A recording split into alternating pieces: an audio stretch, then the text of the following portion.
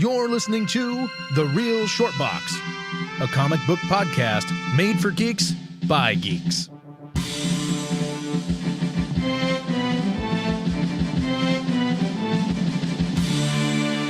Welcome to The Real Short Box. My name is Darren, and sitting across from me in a beautiful red flannel kind of thing is the righteous one, Kevin. And then, of course, off to my right here. Well, I had a name back in elementary. I called myself Dynamite Donald. Oh, that's pretty outstanding. And you know what? It fits perfectly too. Welcome to The Real Short Box, by the way. This is a continuation here. We are doing our top 5 professional wrestling heels. Mm-hmm. And of course, Dynamite Donald would be a reference to the Dynamite Kid. Mm-hmm. Dynamite Donald, Dynamite Kid, they're all the same, really.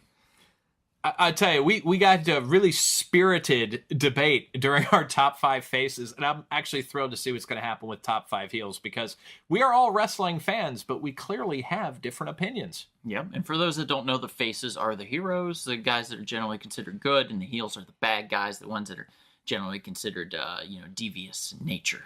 Yeah, to make a list like this, you've got to be either extremely creative, kind of funny, or just a bastard.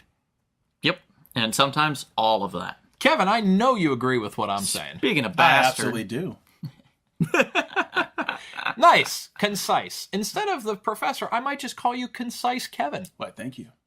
Okay. The Concisinator. The man is Hemingway. He just says it in fewer words than Steinbeck, which is fine, because Steinbeck put me to sleep. Oh. All right, we're going to just go ahead and mix it up here a little bit. Donald, I'm going to have you start with your number 5 heel. My number 5, Hussein Khosrow Ali Verzali. The great Persian wrestler. They're as good as I can get that name pronounced. Say it right. That would be the Iron Sheik. Yeah. Iron Sheik. The Iron Sheik. Oh, I got to hear this one. He's a one-time world champion, having won the WWF World Heavyweight Championship in 1983. Against? I don't remember who. This was against Bob Backlund. And it was a famous match because Arnold Skaaland threw in the towel. Backlund's manager. Now, if I can add to that, the reason why Bob Backlund was supposed to lose the belt to Hulk Hogan, and he refused, because Hulk Hogan was not a real, he didn't have an amateur wrestling or real wrestling background. So Iron Sheik volunteered instead to be that transition. Oh, okay, because then he would win and then lose to Hogan. Yes. Okay, because I thought it might have been Hogan, but I didn't want to speak and be wrong. And Backlund had held the belt for 5 years, and he lost at a house show. Yes, that's true. Insulting. Anyway, continue. Did a little bit, yeah, I guess. His villainous character peaked during the 1980s WWF wrestling boom, and his rivalry with Hulk Hogan turned Hogan into, as we were just saying, one of the greatest television heroes of the decade. He would later form a tag team with, and I thought this was the most genius tag team, by the way, with Nikolai Volkov, with whom he won the WWF Tag Team Championship at the inaugural WrestleMania event. So in WrestleMania 1, they won the WWF Tag Team Championship. He was inducted into the Hall of Fame, I think it was in 2005, 2004. I think it was 2005. Yeah, it was 2005. A little bit about him. He was born in Tehran, Iran. He grew up in a working-class family, which he had a little money and no running water. So he's a guy from very humble beginnings, so to speak. He competed for a spot in Iran's Greco-Roman wrestling. Iran, I love to say Iran, I'm sorry. Well, Iran, so far away. It's part of my dialect. He then moved to the United States and became the assistant coach of 2 U.S. Olympic squads in the 1970s. So how about that? He was, teaching wrestling to the U.S. Olympics. He was invited in 1972 to become a professional wrestler. He trained and was in the same class as Ric Flair. Wow. Believe it or not, when he was training. Wow. Yeah. He's just one of these guys that has, again, for me, it's about the characterization. He had a great character. Growing up as a kid from the 80s, we were not friends with the Middle East. Some say we probably still aren't. But we were definitely not friends with the Middle East back then. And he was the epitome of evil, of the turban and the sheik and all of this. oil and richness and extravagance, and war and hostility. And he had cool boots with the like those hooks on them. They were great. he did, and he had a mustache that just wouldn't quit, and he had one of the best moves in wrestling. Oh, The God, camel yes. clutch. The camel clutch. That thing was vicious.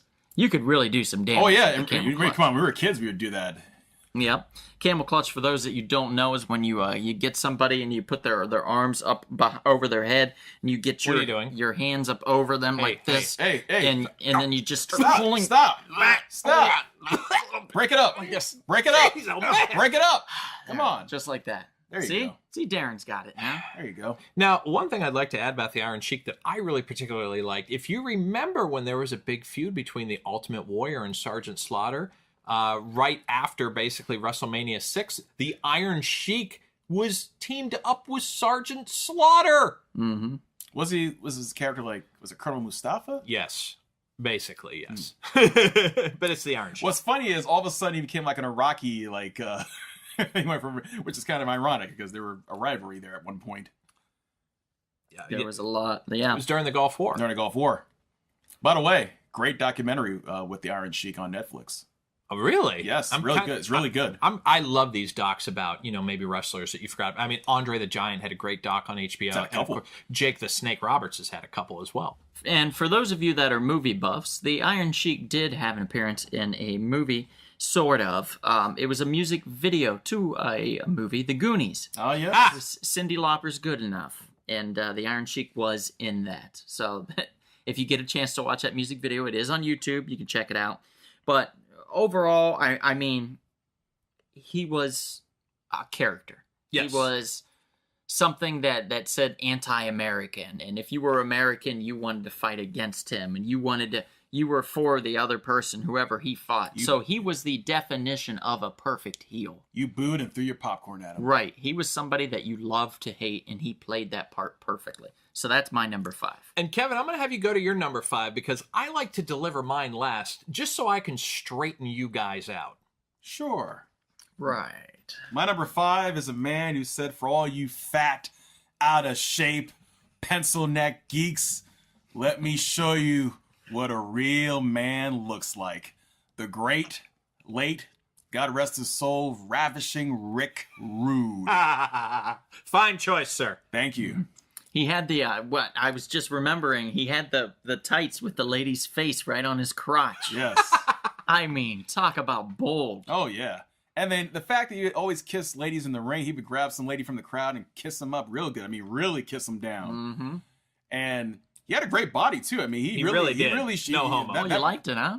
That man was in great shape. He liked his great body. He inspired me to do push-ups and sit-ups. Let the record show Kevin thinks that he has a great body. I didn't say that. You putting words in my mouth. No, I am not, sir. Play it back. Kevin, please continue about his oily body. Yes, his oily body, this guy took care of himself. And he had a great finishing move, the Rude Awakening. I mean, that neck breaker was no joke. And if he couldn't take care of himself, you would do it for him. Yeah, sure. Why not? And let's remember, an integral member of D-Generation X. Yes. Yes, he was. Oof. And after his unfortunate end to his career, he became a pretty good manager. I remember he would come to the ring in a nice suit, have a briefcase sometimes. What do you need a briefcase for when I don't you're know. managing a wrestler? I don't know. It was a good gimmick. Clearly, you've never managed a wrestler, Donald. I imagine it's a rolled up newspaper and a hat. That's what He was a great Intercontinental Champion, too, if I might add. If I recall, I think we were talking about this earlier, that he delivered the first defeat to the Ultimate Warrior. And that's really something to be proud of, to be honest, because the Ultimate Warrior defeated the Honky Tonk Man in roughly 17 seconds. And the Honky Tonk Man had that belt for 2 years. He sure did. God, I don't know why he did, but he did. Look, the Intercontinental belt, look, he was also a good heel. He was. He won't make this list, but he was a good heel. Yeah, unfortunately, the Honky Tonk Man will not make this list. Oh, well. No, you're right. He won't. No offense. Him or his mutton chops. All right. My number 5, hold on.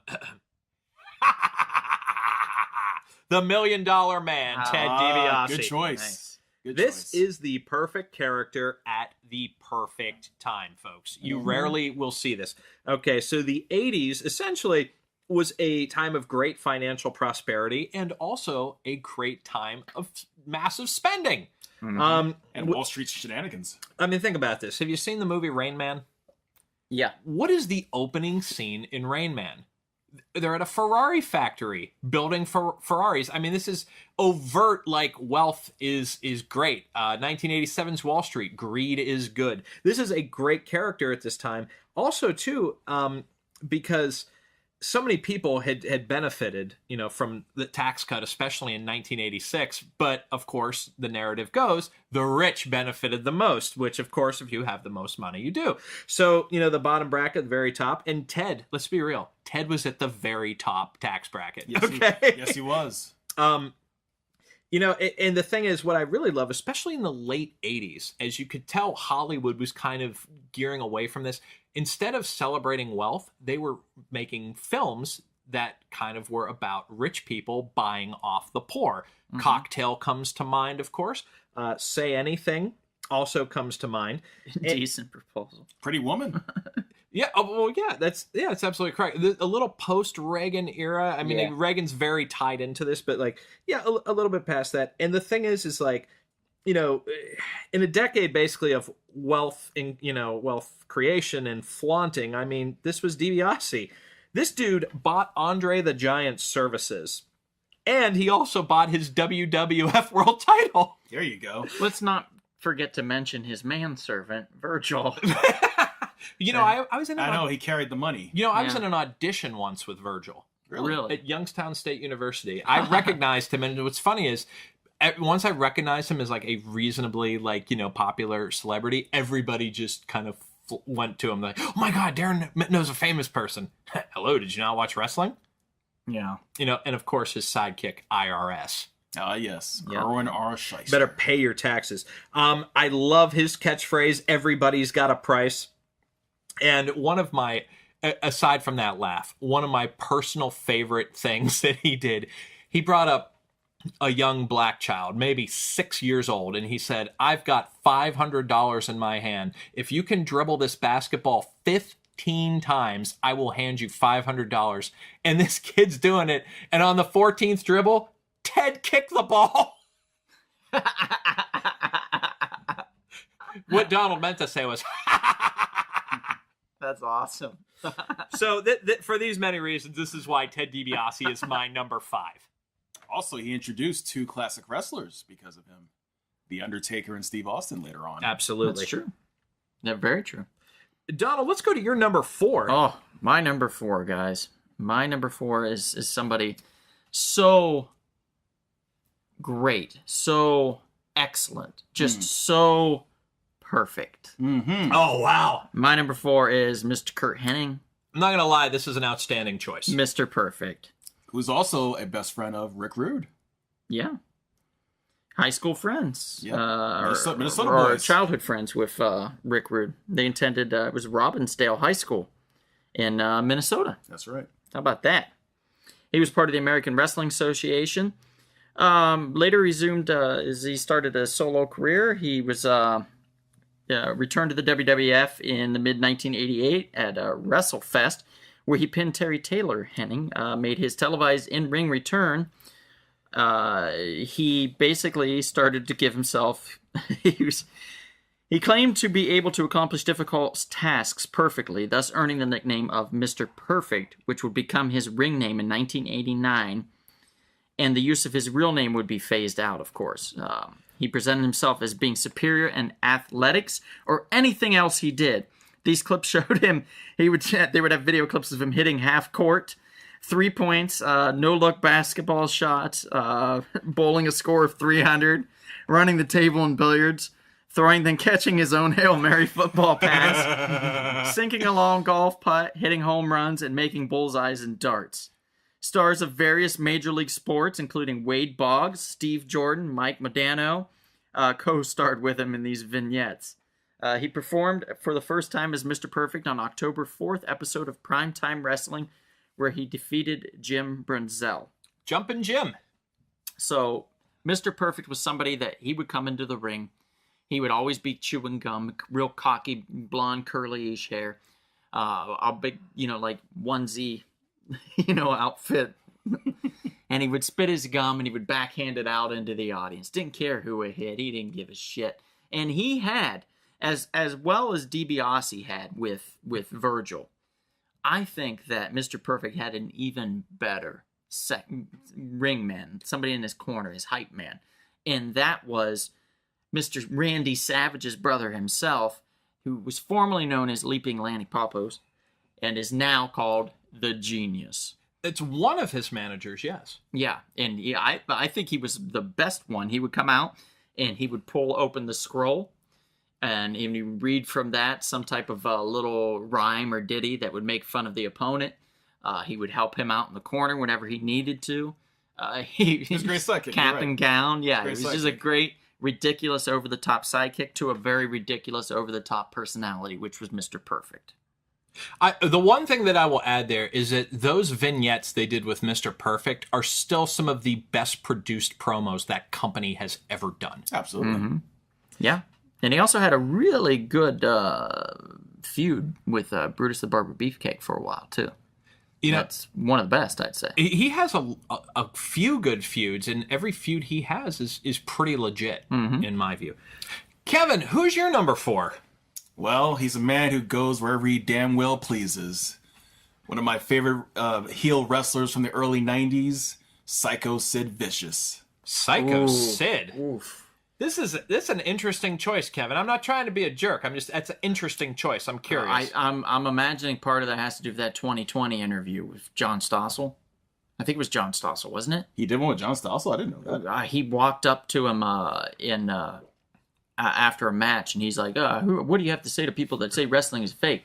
And he grabs him. He's like, wrestling's fake? Does this feel fake? And he starts hitting him, slapping him You sure across that was the him? face. You sure that was Sid Vicious? I think so, because he later named his Sid Justice, right? Yeah. He's Yeah. kind of crazy. Yeah. That's the thing. Like he was just a frightening looking dude when I was a kid. Yes. So, and plus he had that power bomb. And for real, I thought people were like getting killed. Again, they were like getting paralyzed every time he power bombed. He was a people. mean son of a bitch. Yeah. Like behind the scenes, he would hurt you purposefully. Really? Oh, Yes, yeah. he was. Well, I can see not- it. He was legit psycho. I mean, when you look at that mug on his face, you wouldn't want to mess with that guy. Like you would get the hell away from him. I can only imagine, honestly. If you were a smaller wrestler trying to break into the business and having to walk around with these guys that knew that they were tough and could just do whatever the hell they wanted to you, Yeah, beat you up. that's some scary shit. I know, especially like when he did those jobber matches. You know, you do matches, you're gonna win.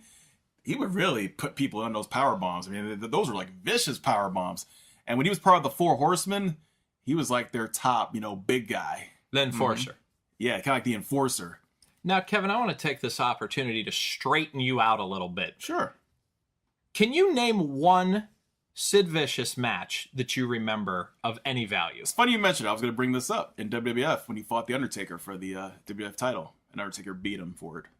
He was actually the champion, and I remember Undertaker beat him. The main event at WrestleMania 13. I think that was it. Yeah. Now, honestly, so that's your match. That's the one you're going with. That's the one I could think of. Top of my Okay. head.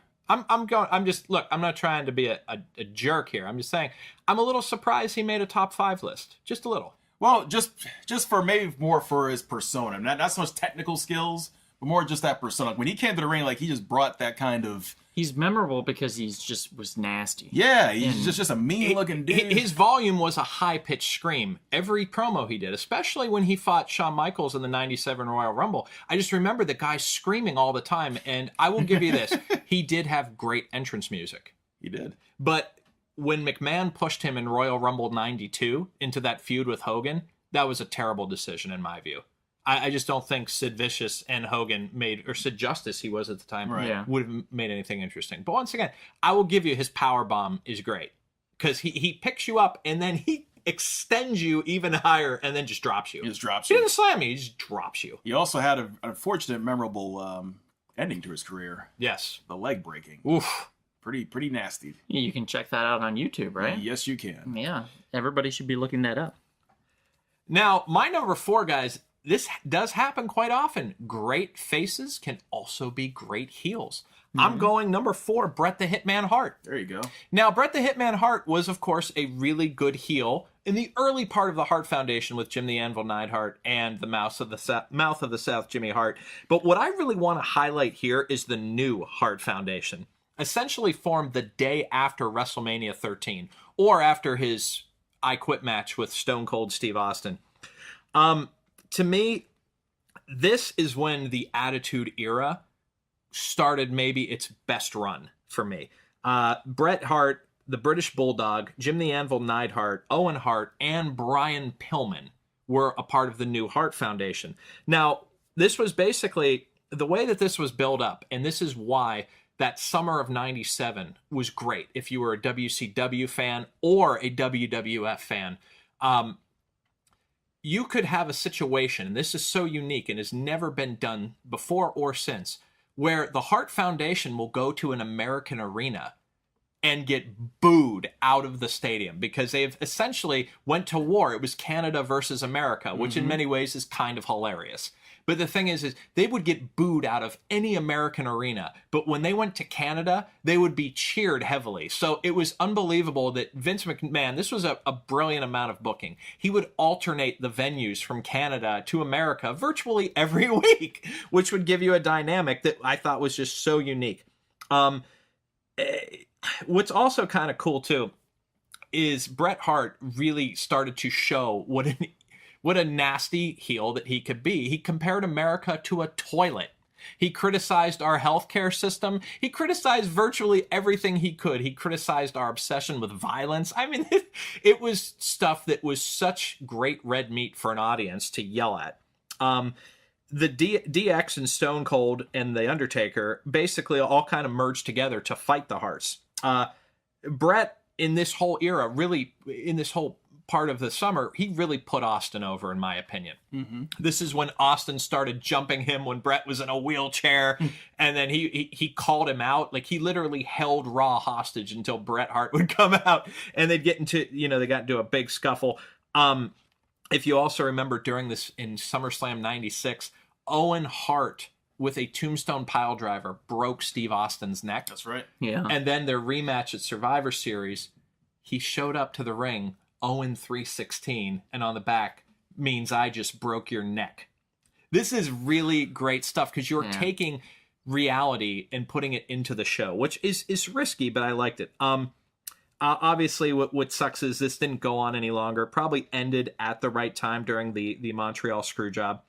And also, too, what I really like in WCW, there was one great moment where Bret Hart was challenging Bill Goldberg, a master of the spear, and he said, I'm going to take you on right now. Bill Goldberg speared him, and Bill Goldberg was just knocked out flat. Bret Hart stands up, takes his hockey jersey off. He had a steel plate underneath his hockey jersey. That's pretty smart. Just think that this Bret Hart to me is a wonderful heel. Often gets forgotten, but I'll tell you, if you were watching wrestling in 1997, Bret Hart was the heel of heels in that organization. Donald, who is your number 3? I'm going to go with somebody I think my dad would be proud of me for mentioning. I'm going to go with Jake the Snake Roberts. Oh, there you go. Love Jake the Snake. Wrestled Jake the Snake, actually. Yeah, I remember you saying that. Yes, that was I did. a pretty awesome thing to hear. At the Mill in Austintown, Ohio. Did he give you a vicious DDT? Yes, he did. He gave him a DDT. And he smells Oh. a lot. I'm sorry. And he's deceivingly tall. Hey, Yeah, 6'6", he's isn't very he? tall. Easily He 6'6". probably smelled back then. I'm sure he's just fresh as a rose now. There was probably a lot of alcohol and drugs involved back then Absolutely. that are hopefully not involved in now. Dude, he's wrestling in a nightclub in Austintown, Ohio. Of course, it was a lower time. Yeah. Throughout his career, he was known for his intense and cerebral promos. Yes. He had a very dark charisma. He used psychology in his matches. And, of course, his finishing move was the DDT. Oof. After he used his finishing move, what he would do, and this was the best. I loved this part. As a kid, he would go outside, slide outside the ring, and he would get under the ring, and he'd grab this sack, and he'd pull this sack out from under the ring, and he'd slide back into the ring, and he'd open, you would just anticipate him like unthreading the rope around the sack, and he'd finally get that sack open, and he'd pull out this huge-ass snake, or he would end up just dumping it onto the person's chest. Either way, and it was, his snake. It was a python. Damien. Yes, it was a python, and that snake would just lay there and just coil around a little bit and stuff. When he made his debut in World Wrestling Federation in '86, He made his pay-per-view debut a month later. He defeated George Wells at WrestleMania 2. During that match, he made Wells foam from the mouth when he wrapped his Snake Damien around his head. How's that for a move? I mean, time and time again, he's just a phenomenal talent. He's a good wrestler. He's a solid wrestler. He knows his moves. And ring psychology. He had the ring psychology. He was a good character. He had this giant snake with him. I mean, he was everything that you wanted from the 80s. He was. His tights even had like a snake down the side. It was so cool. Jake the Snake was just an awesome character. He even had a little bit of time with his microphone skills. He had his own talk segment called The Snake Pit. Yes, of course. And a lot of people don't remember that, but that debuted on the first episode of WWF Wrestling Challenge in '86, late '86. The Snake Pit, it was patterned after Piper's Pit. Yes. Wherein he would conduct interviews with wrestlers or managers to help push wrestlers and get feuds over with the crowd. It was a cool little thing, that they would do from time to time, and why I often say that it's like soap opera-ish or talk show-ish. They have to add that, or they did add that element back then. It was off to the side.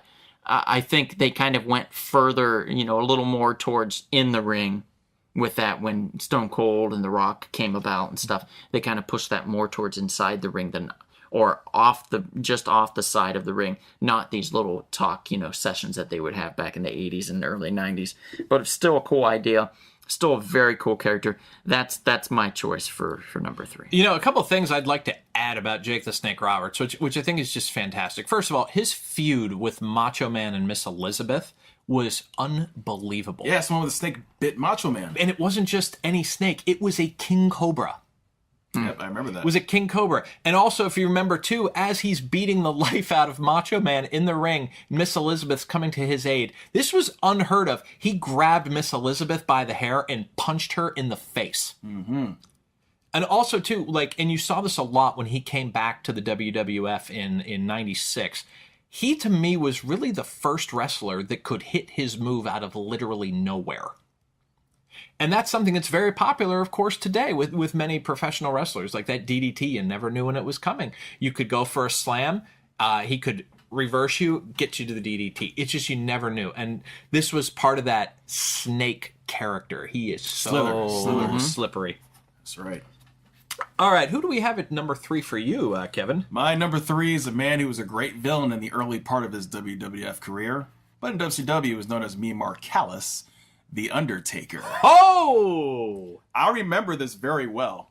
I watched that Survivor Series at a friend's house on pay-per-view. I saw his first appearance, and he was part of the $1 Million Man's team. Yes. So they said, hey, the whole thing was like, who's the secret partner? Yeah, I have a secret partner, a secret weapon. And he was going against Dusty Rhodes' team. And I remember it was Dusty Rhodes, Coco Beware, Bret Hart. I can't remember who the fourth person was on the team. But in any case, when you heard that music, actually, no, there was no music. He came out with Brother Love. Wow. The Undertaker. And I remember the crowd was like, who is this guy? And the way he presented himself. Who was Brother Love was I love Cactus Jack, right? No, that's Dude Love. That's Dude Love. Oh, okay. Brother Love was kind of like the preacher, kind of like the event. He was like wearing like a white suit, red shirt. He's like, I love you. Slicked back hair. Brothers and sisters. I don't recall the face, but I recall the character. Yeah. Okay. Yeah, he was introduced. Brother Love introduced him before Paul Bearer. Brother Love gave him away to Paul Bearer later. But in any case, his debut to that ring was just amazing, spectacular. I mean, you seen this guy come out in those old 19th century, Undertaker suit, and he comes to the ring, takes his hat off, and the good guys, Dusty's team, sold it pretty well too when they were going against him. And when you saw that Tombstone Piledriver for the first time, it was like, oh man! And his pale skin made him look dead. And then he rolled his eyes in the back of his head. Yeah, I mean that was so creepy. Element yeah, that was so creepy. And then of course when you heard the famous music, the Hell's Bells, and then, of course when Paul Bearer hooked up with them, he had the urn, and he's like, oh yes, my Undertaker, the source of his power. Yes, and the source of his power. I mean, it was like you've never, like you said in the earlier pod, you've never seen anything like that before. That was an outstanding Paul Bearer impersonation. Seriously. Oh, thank you. Very Thank you, well sir. done. Yeah. Thank you.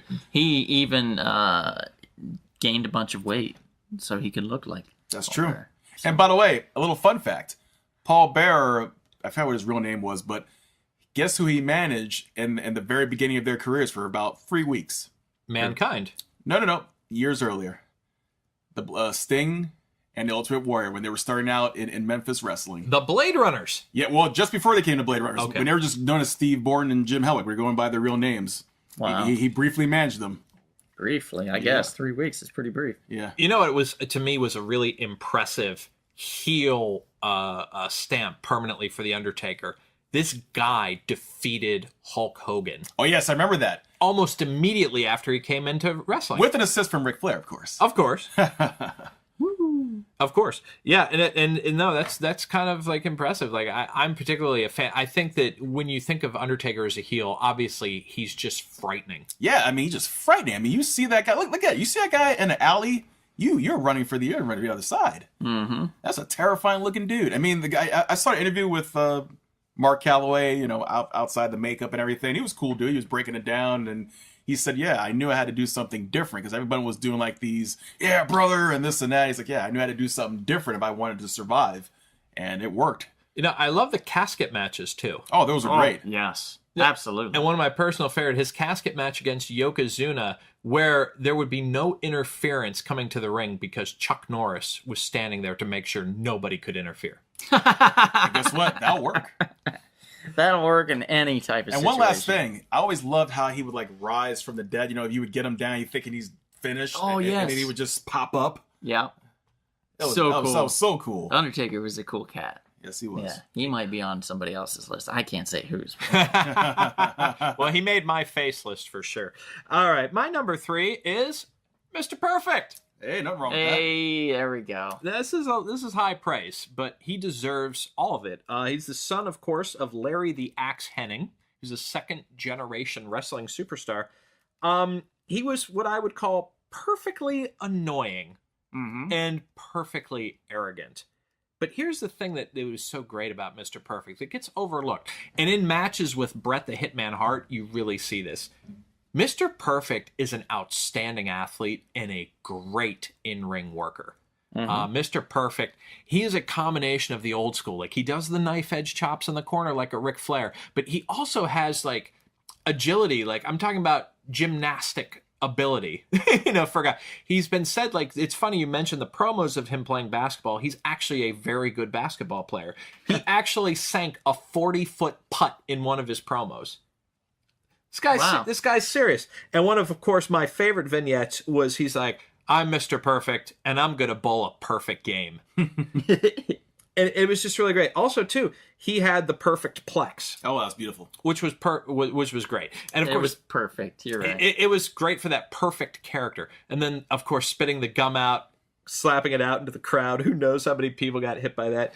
And you mentioned the genius, but remember, he had 2 other great managers, one of which was the coach, who literally walked around with a whistle and was just God. blowing it, had a towel to let him towel Yes. up. Yeah, I And of tried to forget that one. And of course, I'm going to just put words in your mouth. One of our favorite personalities rather in wrestling, Bobby the Brain Heenan. Yep. Yep.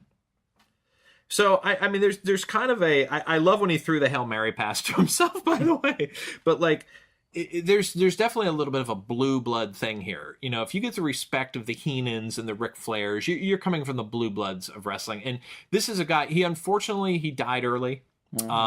Much like his friend, unfortunately. Yeah, but man, Mr. Perfect, I can't tell you, like the King of the Ring match against Hart in '93 and the SummerSlam match against Hart in '91. It was funny because in '91 they had maybe the match of the year, and then when they did it again in '93, Perfect reluctantly shook Hart's hand and congratulated him, and I'm like, he's still in character even when congratulating another wrestler. Mm-hmm.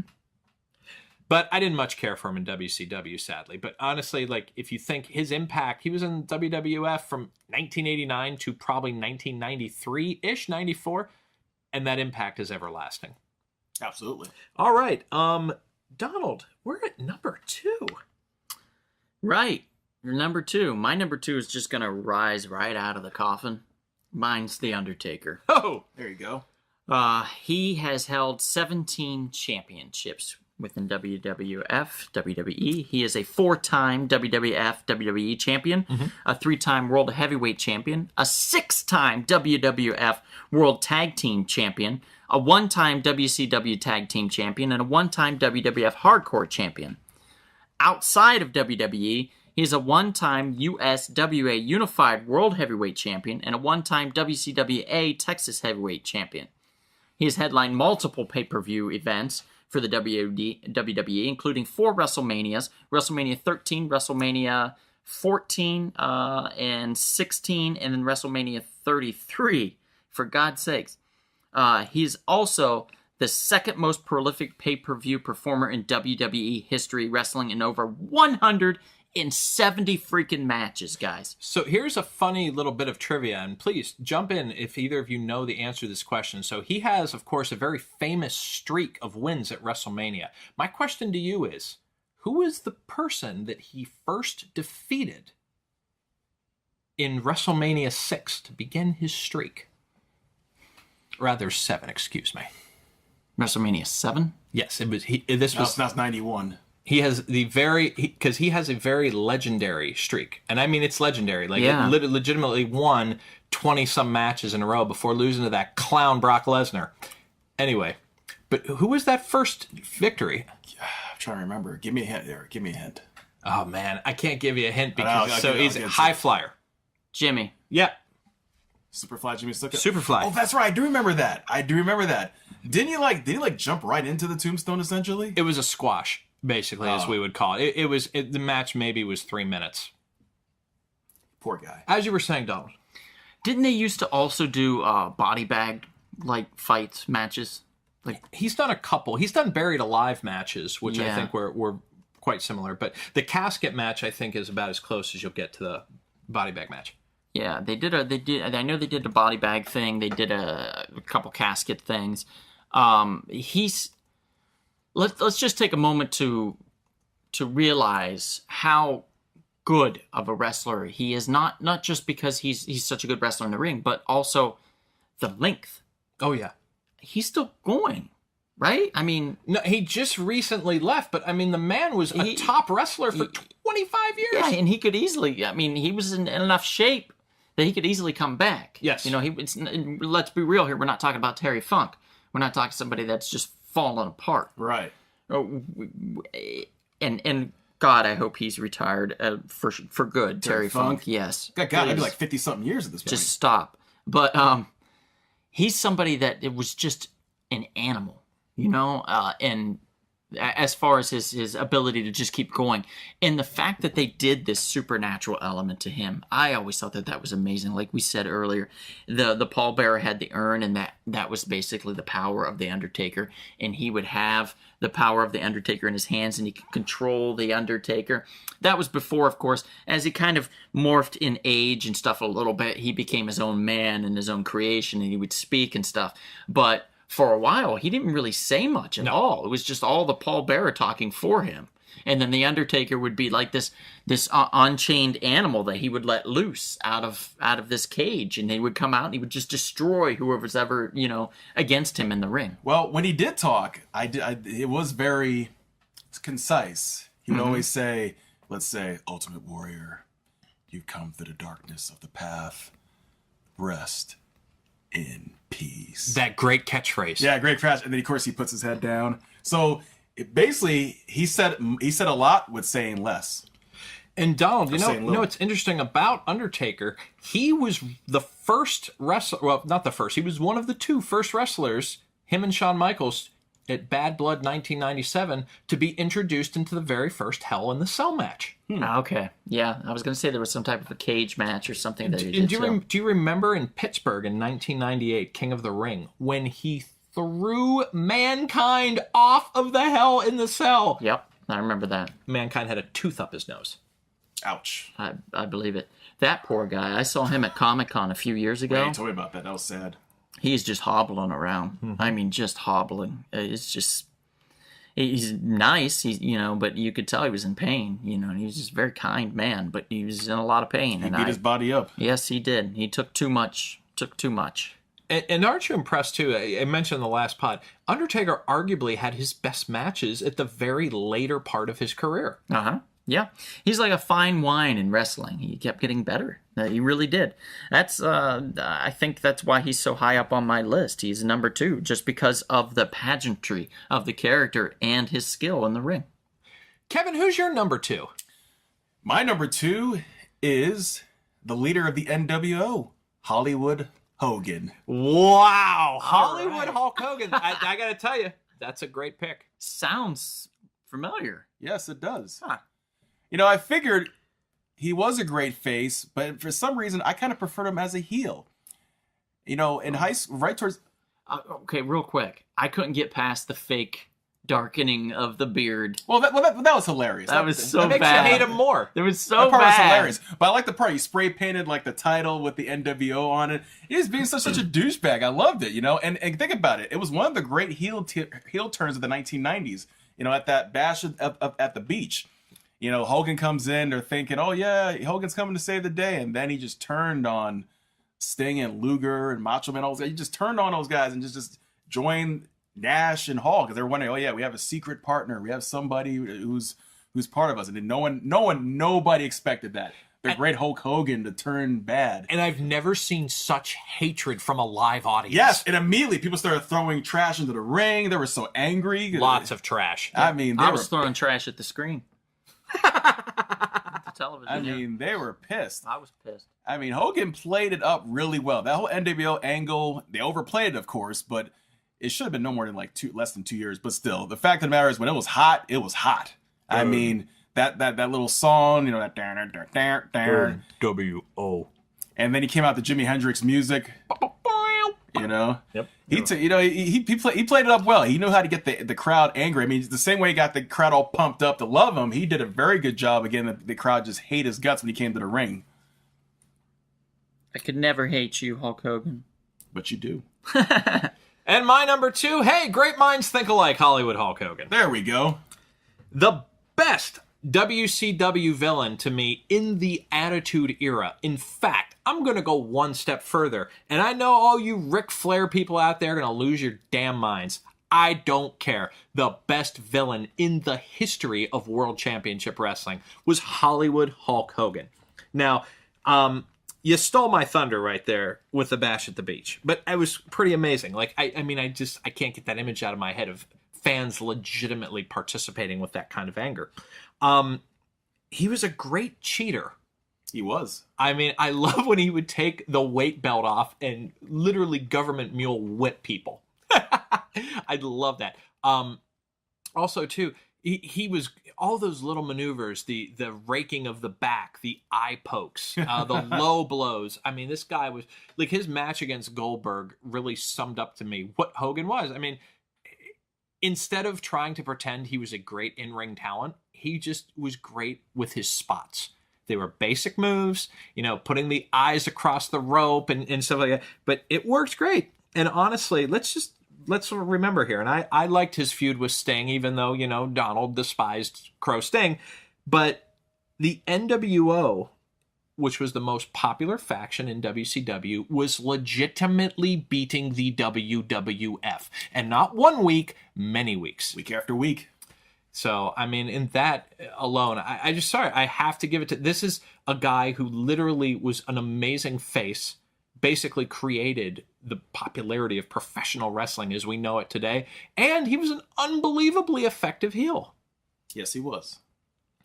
All right, we are getting down to our number 1, but I have a feeling that we haven't heard from somebody yet. Yes, we must hear for our most righteous of sponsors. Oh, sorry to interrupt, everyone. Just wanted to mention real quick about a shop in Canoga Park, California called Spiro's Heroes.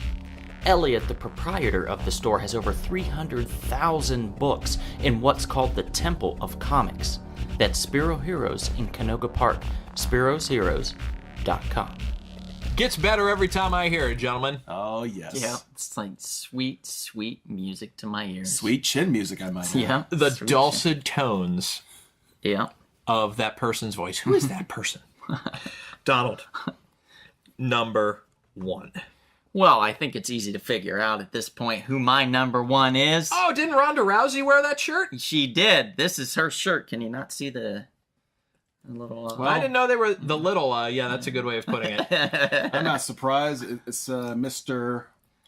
Hot Rod, Rowdy Roddy Piper. Roderick Toombs. Yep, Mr. Roderick Toombs. Hot Rod, to me, was the best part of the WWF.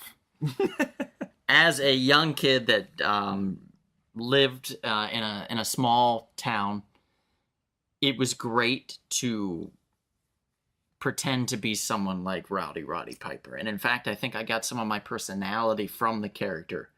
He inspired me so much. Very outspoken, very loud sometimes. Scottish.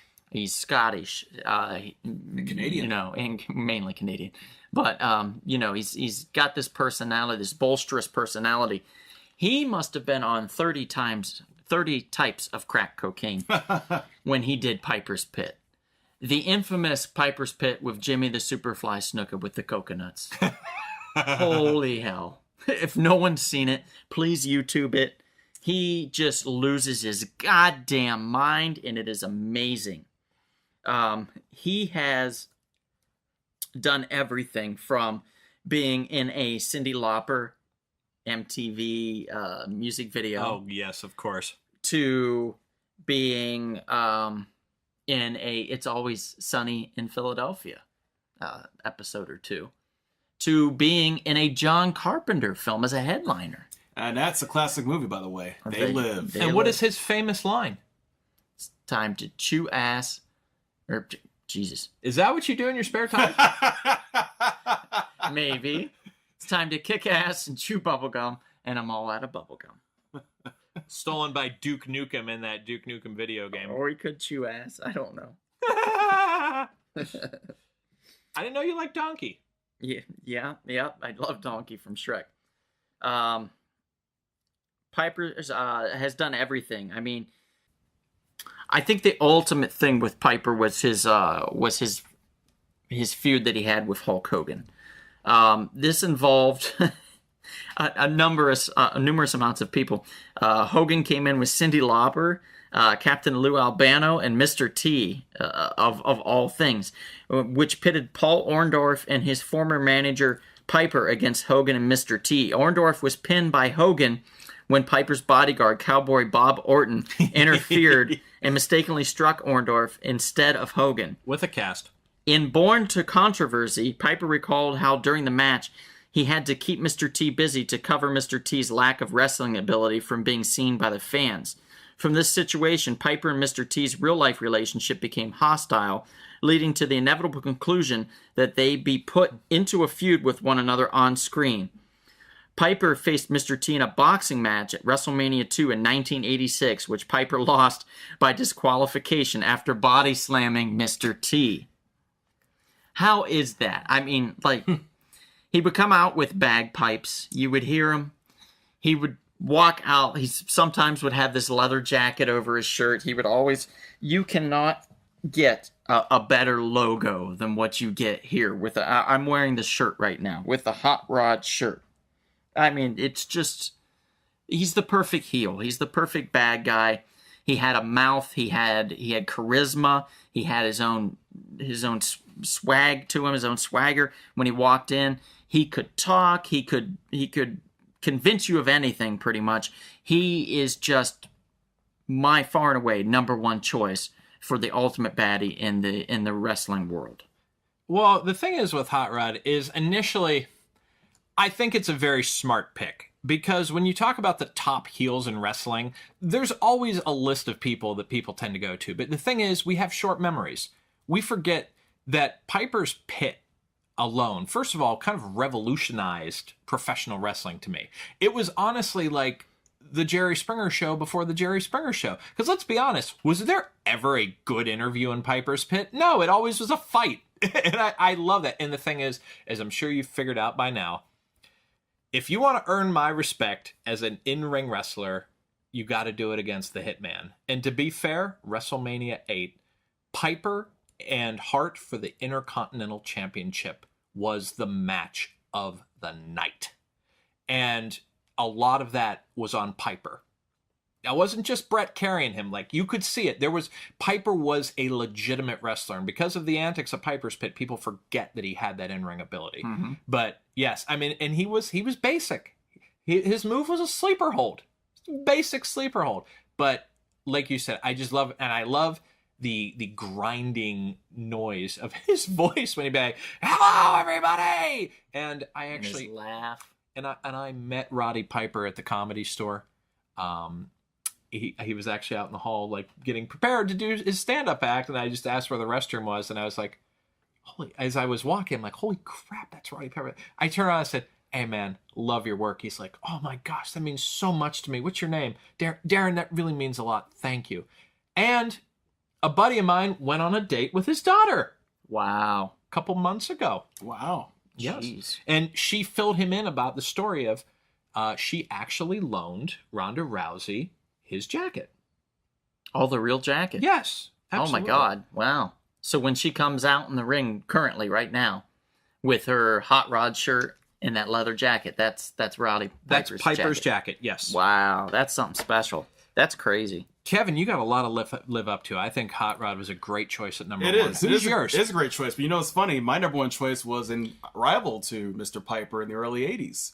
And that is a 16-time world champion, a man who's going to turn 70 years old in 2 weeks. Woo! The Nature Boy. The Nate. Ric Flair.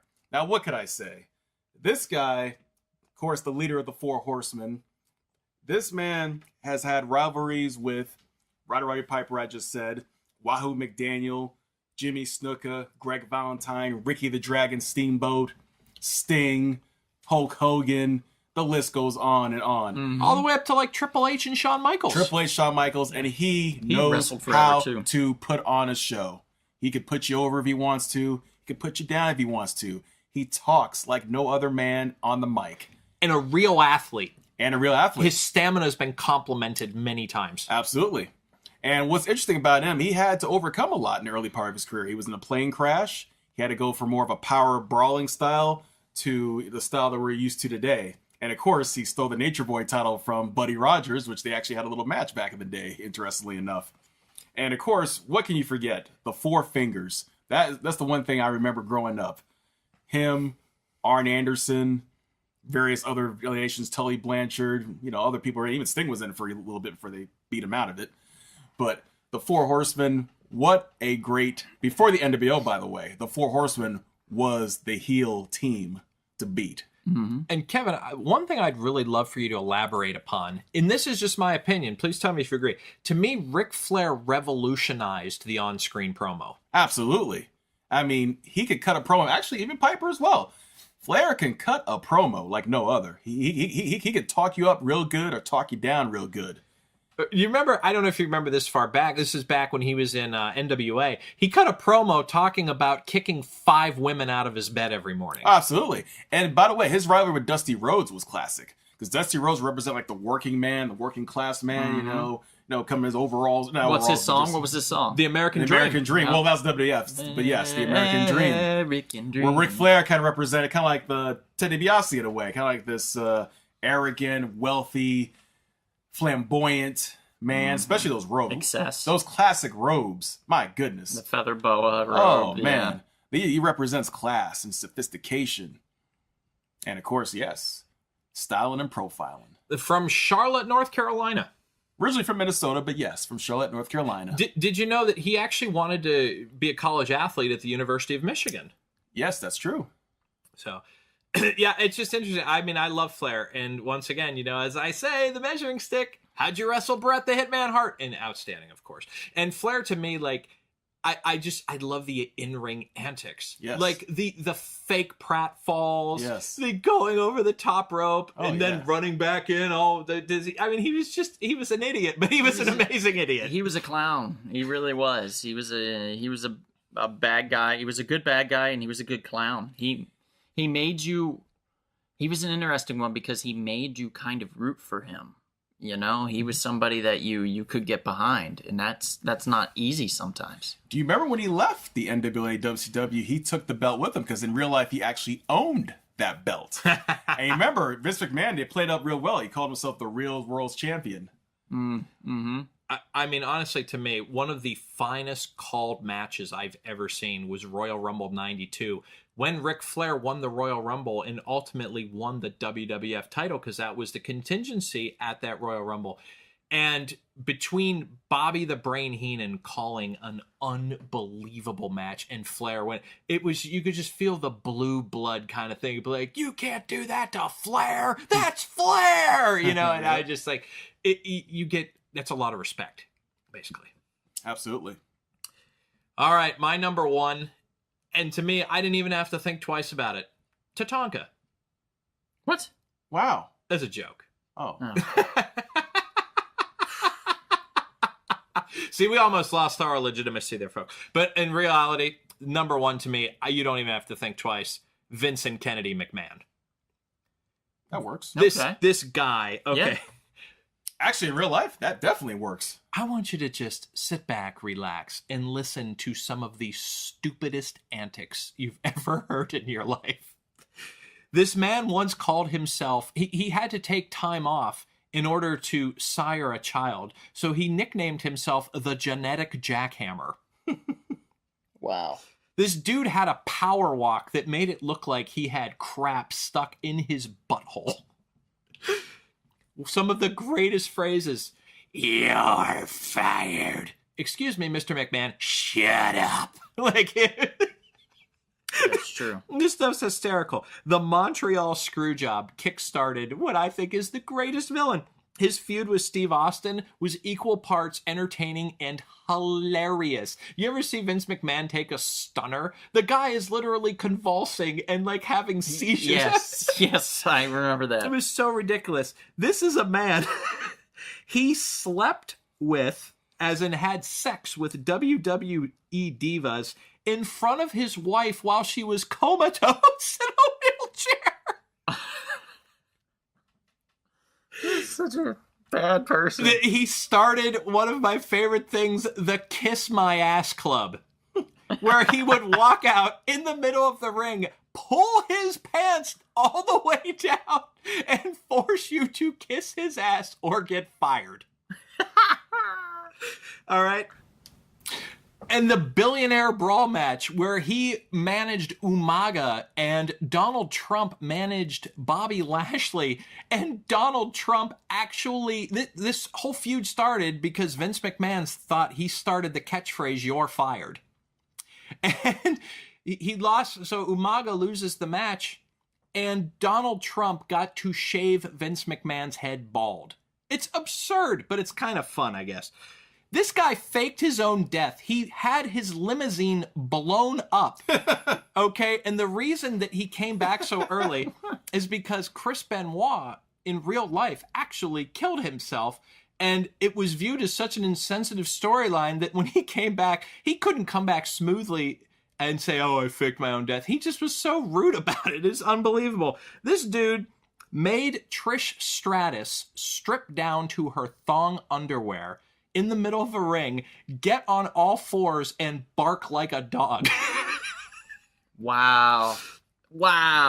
And no What joke. a piece of shit. No joke. This dude had a pay-per-view match against his daughter and kicked her ass. And then my personal favorite, my absolute personal favorite, Vince McMahon wanted to start an incest storyline with his daughter Stephanie. Oh, God. And his son Shane blocked it. Thank goodness. This man, he has no limits whatsoever. I mean, this guy, he's an amateur proctologist. This guy's he's absurd. Also, in real life, he really is a real life villain. I mean, think about it. He put out all the promotions in America. And a lot of people, if you look at any documentaries or any YouTube videos from like, any of the old time wrestlers or other promoters who are associated with them, they don't like him. Because you remember, it used to be a regional thing in wrestling. Mm-hmm. And all the promotions were knocked out. Of course, the big ones, WCW, and later on EC, everything was knocked out. Mm-hmm. And a lot of people hate him for that. And also, a lot of wrestlers were screwed over, as far as pay. Yeah. You name it. It's work for me or don't do work. Yep. Period. Yeah, he was a truly one of the greatest heels. One of my personal favorite moments, too, is Bob Costas had interviewed him about a month through the XFL season and criticized his ratings. And Vince McMahon says, "Those ratings are not real, Bob. Why are you so negative, Bob?" I mean, this guy, he can never get out of character. No. I don't know. I just, to me, Vincent Kennedy McMahon, this guy, it's absurd. I'm sorry. But to me, he's the number one villain, without a doubt. You know what? I can't disagree with you, to be honest with you.